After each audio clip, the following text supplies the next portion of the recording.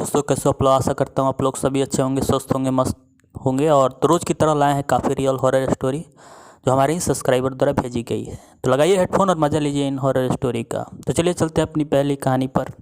हमारी पहली कहानी जो है अरुणाचल प्रदेश से सीमांत जी ने भेजी है। तो चलिए चलते हैं इनकी कहानी पर। मेरा नाम सीमांत अग्रवाल है और मैं अरुणाचल प्रदेश के एक छोटे से ज़िले में रहता हूँ। आज मैं आपको एक कहानी बताने जा रहा हूँ, काफ़ी सच्ची है, जो मेरे ही साथ कुछ दिन पहले घटी है। तो बात ऐसी है कि यह उन दिनों की बात है जब मेरे ऊपर फोटोग्राफर बनने का भूत सवार हुआ करता था। पिताजी से लड़ झगड़ कर पैसा लेकर मैंने निकॉन का कैमरा ख़रीदा और उन दिनों में आसपास दिखने वाली हर जगह वस्तु और इंसान की तस्वीरें लिया करता था और ख़ुद को अंदर ही अंदर प्रोफेशनल फोटोग्राफर समझने लगा था। पर मेरी हालत तब ख़राब हुई जब एक भयंकर डरावना प्रेत मेरे कमरे में कैद हुआ।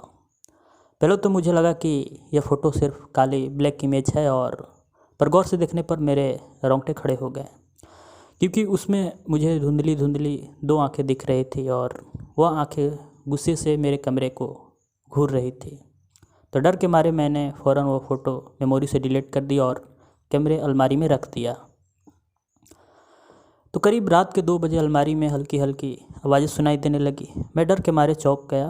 मैंने डरते कांपते अलमारी का दरवाज़ा खोला तो देखा कि मेरा निकॉन कैमरा कवर से बाहर आ चुका था और कैमरे में मेरे सामने लेंस कर क्लिक किया है।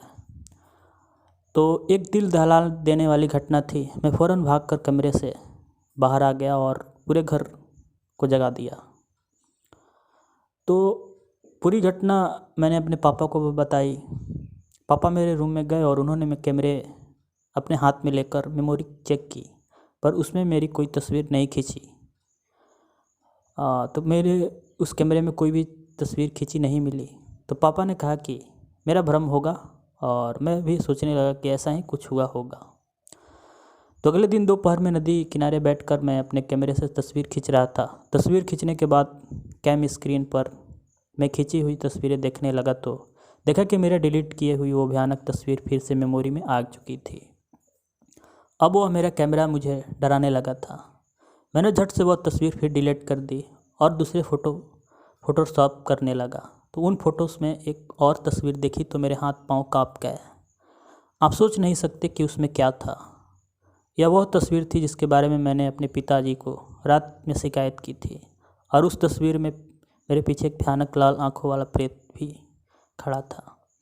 इस बार मैंने वह तस्वीर डिलीट की, लेकिन वो डिलीट नहीं हो रही थी, और पर बाकी सारी फ़ोटोज़ मेमोरी से डिलीट कर दी और तुरंत अपने पापा को वो सबूत दिखाने चला गया। पर हैरत की बात थी कि मेरे पापा को जब मैंने कैमरे की मेमोरी दिखाई तो वो पूरी ब्लैक यानी खाली थी।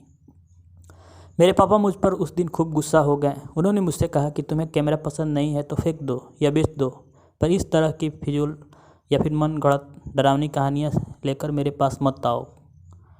अगली रात फिर मैंने डर का आतंक शुरू हुआ। अब धीरे धीरे बंद अलमारी से फ़ोटोज़ के क्लिक होने की आवाज़ आने लगी। मुझे पता था कि यह कोई मेरा वहम नहीं है, क्योंकि मैं पारलौकिक घटनाओं में ना मानने वाला एक संपूर्ण नास्तिक इंसान हूँ। और इस घटना के बाद और भी तो सुबह हुई और मैंने हिम्मत कर कैमरे को निकाला और फिर से मेमोरी देखने लगा। उसमें कोई भूत की तस्वीरें तो नहीं थी, पर एक काली प्रेम वाली फ़ोटो मिली जिसमें लाल अक्षरों में लिखा था कि मुझे कैद करने की गलती की सज़ा तुम्हें अपना खून देकर भुगतनी होगी। उस फ़ोटो को देखने के बाद मेरे होश उड़ गए थे और मेरी धड़कनें भी काफ़ी तेज़ हो चली थी। मुझे यह भी पता था कि इस धमकी वाले फ़ोटो को किसी को दिखाने से पहले वो मेमोरी से गायब हो जानी है। मैंने 35,000 में ख़रीदा हुआ निकॉन कैमरा 10,000 में बेच दिया। मुझे पता नहीं कैसे मेरी वजह से उस कैमरे में यह भूत प्रेत कैद हो गया था, पर शायद वह प्रेत यही समझ रहा था कि मैंने जानबूझकर उसे कैद कर लिया। अब मुझे फ़ोटोग्राफी और कैमरे के नाम से ही चिढ़ हो गई है और हर वक्त डर लग रहता है कि वही कैमरे वाला भूत मुझे कोई नुकसान ना पहुंचा दे। तो इसके साथ मैं आपको ये आपका पहली कहानी यही समाप्त होता है। और चलिए चलते अपनी दूसरी कहानी पर। और हमारी दूसरी कहानी जो है तो मेरे दूसरी कहानी जो है ये गजेंद्र प्रताप सिंह जी ने भेजी है और ये गुजरात के रहने वाले हैं। तो चलिए सुनते हैं इनकी कहानी। मेरा नाम गजेंद्र प्रताप सिंह है और मैं गुजरात का रहने वाला हूँ। तो मैं आपको ये कहानी बताने जा रहा हूँ, मेरे साथ घटी थी। तो मेरे पिताजी सख्त स्वभाव के इंसान थे और 12वीं कक्षा में जब परीक्षा मेरी नाकामी ने मेरे पिताजी का सब्र बांध तोड़ दिया और उन्होंने मुझे मारपीट कर घर से निकाल दिया। मैं अहमदाबाद से राजकोट शहर भागा आया और जहाँ एक दोस्त ने रहने का सहारा दिया, पर काम कौन देता एक 12वीं कक्षा फेल स्टूडेंट को।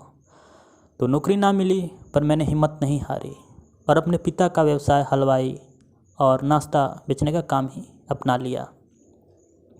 तो राजकोट में गोंडल रोड पर फुटपाथ पर मैंने गठिया यानी गुजराती नाश्ता और पूड़ी सब्जी का ठेला लगाना शुरू किया। हलवाई काम और हर तरह का खाना नाश्ता बनाने का काम मैंने पहले ही पिताजी से सीखा हुआ था, तो सब कुछ आता था।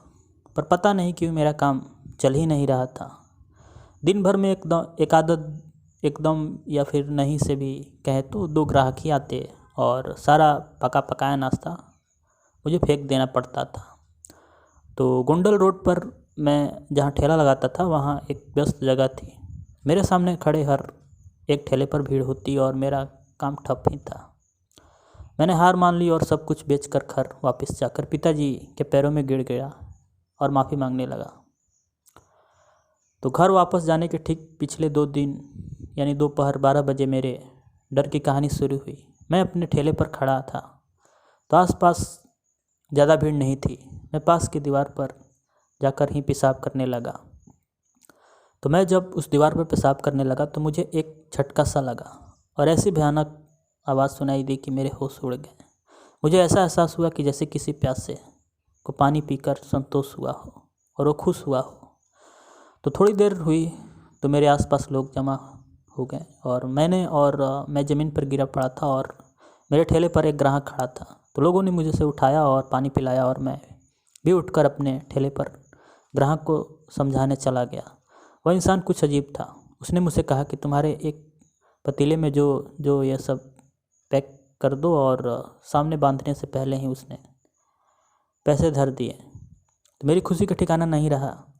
वो आदमी मेरे ठेले का पूरा खाना नाश्ता तो ले गया, पर पैसे भी ज़्यादा दे गया और उसने छूटे पैसे भी वापस ना लिए। तो मेरी हिम्मत बढ़ गई और मैंने रुकने का फैसला कर लिया। वो आदमी रोज़ आकर मेरा बनाया सारा सामान खरीदने लगा। तो एक दिन मैं घूमने चला गया और उस दिन ठेले नहीं निकाला। तो अगले दिन जब मैं ठेला लेकर काम पर पहुंचा तो वो आदमी मेरे सामने आकर खड़ा हुआ और मुझे अपनी लाल लाल खून भरी आंखों से गुस्से में घूरने लगा और मुझसे सिर्फ इतना बोला कि मैंने तुम्हें तुम्हारी तकलीफ़ से सहारा दिया था और तुमने इसका बदला मुझे कल भूखा रख कर चुकाया है। अब मैं तुम्हें सबक सिखाऊंगा। इतना बोलकर वो आदमी उस दीवार के पास खड़े पत्थर की ओर गया और जहाँ मैं पेशाब करने गया था वहीं पर जाकर वह गायब हो गया। उसकी धमकी और उसका गायब होना देख पसीने से तरबतर हो गया। तो उसी क्षण अपना ठेला छोड़कर राजकोट से बिना टिकट लिए मैं अहमदाबाद भागा आया। पिताजी ने से माफ़ी मांग ली और अब पिताजी के काम काज में हाथ बढ़ाने लगा हूँ। अब मैं राजकोट शहर जाना तो दूर, उसका नक्शा भी नहीं देखना चाहता। तो हर पल यही डर सताता रहता है कि वह रहस्य कई प्रेत इंसान मुझसे किस प्रकार का बदला लेगा और इसी खौफ में मैं रहता हूँ। तो खैर यहीं पर हमारी कहानी भी समाप्त होती है और आशा करता हूँ ये आपको दोनों कहानियाँ काफ़ी अच्छी लगी होगी। तो मिलते हैं किसी नेक्स्ट वीडियो में, और आप नए हो तो प्लीज़ चैनल को सब्सक्राइब कीजिएगा, लाइक कीजिएगा, और प्लेलिस्ट में और भी वीडियो है तो प्लीज़ वहाँ जाकर आप नए प्लेलिस्ट में आप नए वीडियो देख सकते हैं। तो खैर मिलते हैं किसी नेक्स्ट वीडियो, तब तक बाय एंड टेक केयर।